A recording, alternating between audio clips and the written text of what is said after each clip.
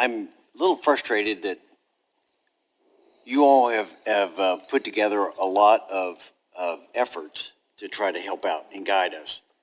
But even Johnny Wooden used to say there's a confusion over efforts versus accomplishments, and I'm frustrated over the lack of accomplishments because our U.S. laws on cyber crime were originated in 1987. And then our last international cyber agreement originated in 2001. So cyber criminals are exploiting these outdated laws clearly, and they're targeting our critical infrastructure, as we've all talked about here so far with it. And it's not just in America. In the last 2 years, we've seen a 500% increase in ransomware attacks, and 300% increase in the amount of money that's being exchanged with this. So I look back on the history of it since we've been chatting about this efforts in the Ukraine. Russia attacked Ukraine in 2015 and 16 and tried to destabilize their country. The Mexican oil company has been attacked at Pemex by ransomware. The oil fields in Saudi Arabia were hacked by Iran in a retaliatory move. And then earlier this year, the water system in Florida was attacked. And then, as you've heard also, is the Colonial Pipeline that was held for a ransom payment. And we understand, as it was noted earlier, it provides oil for half the East Coast in this.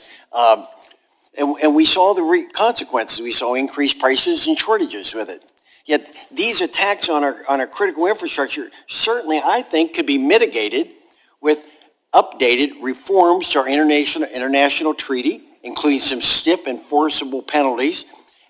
And also, and I believe it was you, Mr. Carmichael, talked about cryptocurrency, understanding and getting control over cryptocurrency.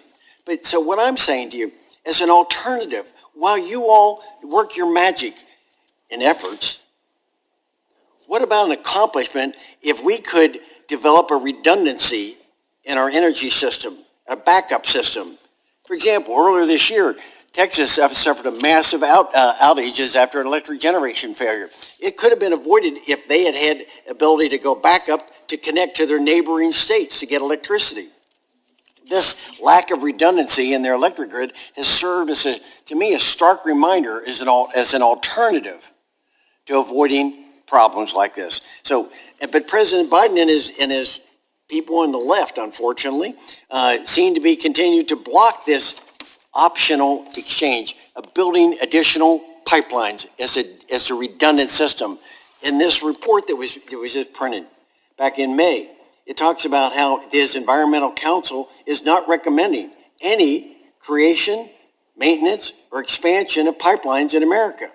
That's going to make us more vulnerable to where hackers can get into our system. We look at the Keystone Pipeline, Line 5 in Michigan, Williams Pipeline in New York, the Atlantic Coastline, the Mountain Valley Pipeline, all in West Virginia. All were part of our critical national security, are under attack or have been canceled with it. So even Tom Siegel in 2015 came before our committee, and he said that he could handpick 10 engineers at Berkeley, and those 10 engineers within just a matter of a few days could shut down, 4 days, he said, in 4 days could develop a system to shut down our electric grid between Boston and New York.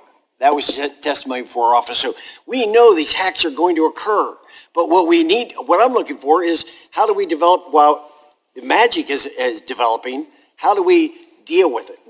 How do we develop redundancy on this? So my question to all of you is, would a reliable firewall, while a firewall is being developed or your system is being developed, would you support development of a redundant energy system for additional pipelines so that if we do get hacked, we can go around it? I think it would lessen the attractiveness of attacking our pipelines if we could do a redundant backup system. Would you support that, any of you? I'll start with you. Damn it. I want to call you damn it, but I know that's not right.